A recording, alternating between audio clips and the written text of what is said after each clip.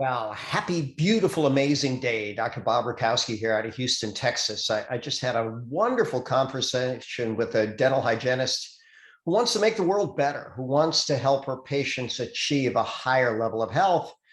After our conversation, I realized I presented a very similar topic at a dental conference in 2019 entitled Integrative Medicine in the Dental World. So what are we going to do with this? We're going to share strategies that really anybody can use to get healthy. It'll be focused on dentistry and craniofacial pain, but keep in mind that, if you are a hygienist or a dentist, people that are in your chair, or maybe you're even a massage therapist, you have a captive audience. They're really not going anywhere. I like this book by Gary Keller, The One Thing. He asks, what is the one thing that I can do that in doing so will make everything else either easier or unnecessary? And what Dean Ornish would say is that you want to make health fun because sustainable changes must be pleasurable. For years, I've talked about the deadly quartet that would be stress, toxins, malnutrition, and physical inactivity.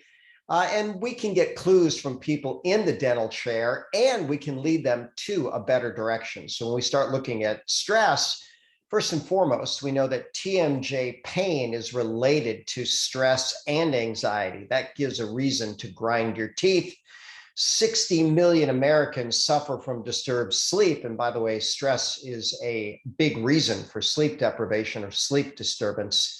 And what I've told people for years, if you're not running on rest and recovery, you're running on stress hormones. And those are just quite simply really bad for you. So a quote from the medical literature, many, if not all New World primates have elevated cortisol and cortisol resistance. What does that mean? You release so much cortisol, so much chronic stress hormones so often that your body begins to ignore them. Now, what happens is you ignore the benefit. You actually lose the anti-inflammatory control, but yet these things continue to break down lean tissue, increase blood sugar, and even suppress the immune system. And those are not good outcomes. So if people are getting too much screen time, too much blue light, that can certainly lead to sleep disturbance. And we know that blue light is suppressive to melatonin. So what do we recommend? How about unplug every single day, especially towards evening? We call it the electronic sunset. What else can you do? How about taking a really nice deep breath? A deep breath does center the body, mind, and spirit. And if you think to do it and you practice it, you will see instantly that it becomes calming and even starts to drive the parasympathetic nervous system, the rest and recovery nervous system. One of my favorite stress solutions is don't worry, be happy. One of the best ways to live happy is to give happy. That's one of the fastest ways to get happy. So fascinating research, melatonin actually binds to the adrenal glands themselves and prevents the central nervous system drive of cortisol. When we give people melatonin, I like to let them know that, the gut has 400 times the melatonin as the brain. And so it really belongs systemically. And you don't have to worry about causing problems with negative feedback because melatonin should not cross the blood-brain barrier. If it did, we would all be asleep basically 24/7. So 1 to 2 milligrams of melatonin every waking hour is a part of my stress reset. I also like 1 to 200 milligrams of theanine. That's an amino acid in green tea that promotes calmness without promoting drowsiness. And then there's Ganoderma, my favorite superfood, also known as reishi, also known as ling chi, but it has calming effects comparable to those that are seen within Valium. Fun story, I am a promoter and an investor in a company that infuses Ganoderma in coffee and tea and hot chocolate. And this is a fun before and after printing of a 6-year-old boy after 1 week of Ganoderma infused hot chocolate. So there's our stress reset, melatonin, theanine, and preferably Ganoderma spores every waking hour for 7 to 10 days. If you haven't done this, try it. I'll tell you, I think you'll be absolutely amazed at how good you can feel. When we start talking about toxicity, there are over 80,000 registered toxic chemicals in our environment. over 700 toxins in every man, woman, and child. And even newborn infants are exposed to over 200 toxins before they take their first breath. 1/4 of all global health challenges are estimated to be related to environmental toxins. And if we look at physiology, we'll see that at rest, the green bar graph represents rest, the yellow represents heavy exercise or fight or flight mode. But understand that the liver gets the most blood flow at rest, followed by the kidneys, followed by the brain. So what's our body's highest priority at rest? Very, very simply, to cleanse the blood, to cleanse the body, to detoxify. And I've said for years, if detox is our #1 priority at rest, maybe it should be our #1 priority in terms of clinical intervention. Now we're going to talk specifically about estrogen, xenoestrogen, foreign estrogen, metalloestrogen related toxins. I got this quote from a PhD researcher named Harry Eidner in the 90s. He says, "We are swimming in a sea of estrogens." And we know that they are causing bad things like breast cancer, and they can even cause problems with TMJ pain, since we're on a dental conference. And women are twice as likely to have temporomandibular dysfunction than men.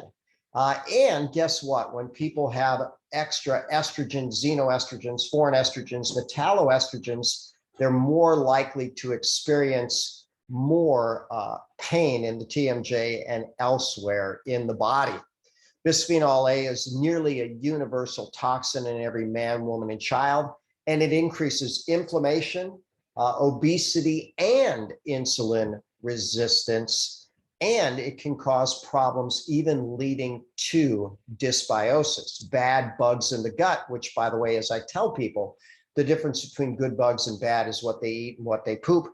Good bugs eat poop and poop nutrients. Bad bugs eat nutrients and poop toxins. Bisphenol A promotes these bad bugs and their bad toxins. And they are now also associated with autoimmune disease.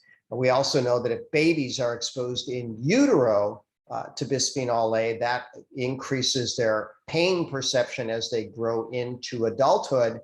And another simple fact, men and women are experiencing pain very, very differently. Interestingly enough, what I've said for years is I believe women are biologically tougher and more programmed to handle pain than men, but clearly there are differences. So we talked about bisphenol A, this PubMed study. If you want to read the article itself, you can type in the PubMed ID into your search engine, and you'll find out that bisphenol A, other xenoestrogens, and even metalloestrogens are cleared or the clearance is enhanced through Ganoderma. And it's also known to really be a cleansing agent for the entire ecosystem. So, it cleans our environment, cleans our planet, cleans our bodies, and can be very, very good for us. So when we start looking at malnutrition, David Katz, I co-lectured with him at a conference a number of years ago, and here's what he said: children are more likely to be harmed over the course of their lifetime by the way they eat than by tobacco, drugs, and alcohol combined. So think about that for a moment.